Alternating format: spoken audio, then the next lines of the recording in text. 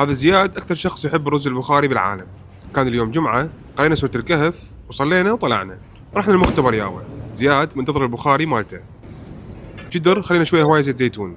بس أهم شيء قبل ما نشغل النار راح نخلي الجزر مالتنا والكشمش. بعدين نبدأ نطبخها، وبهاي الطريقة زيت الزيتون ما راح يحترق ويتأكسد، يعني المي الموجود بالجزر راح يطلع ويرطب الزيت مالتنا، بالتالي يبقى عندنا الأكل صحي أكثر. نطبخ الجزر راح نشيله، نخلي البصل على نفس الطريقة، وراها نحط البهارات الصحيحة مالتنا ونقلب كل زين. بعدها الثوم، بهارات المطحونة، نطبخها بحيث ريحتها تطلع وتصير ريحة تخبل. وراها راح نخلي خاشوقة صغيرة معجون على مود اللون، نخلي فوقها مي، ونخلي داخلها دجاجة مقسومة بالنص. راح نخلي الدجاج مالتنا يطبخ بالمرق ويشرب المرق مالته ويتنكه بنكهة البهارات. في الأثناء راح نجهز رز الوليمة، رز حبة طويلة بسمتي. بالبداية راح نخليه بالكاسة ونغسله غسلة وحدة، وراها راح نقعه 15 دقيقة.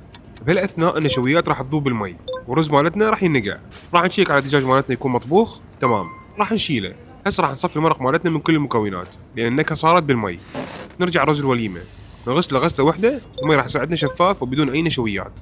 نصفي رز الوليمة ونشيله نخليه على المرق، وراح نخليه يطبخ.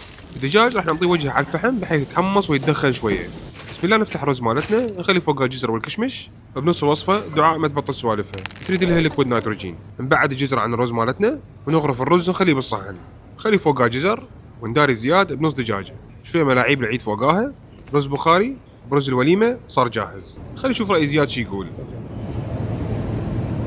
قوي. قوي؟ الحمد لله عجبه. وبعدين الشباب ما يرحمون، صار الضرب باليد بالعافية.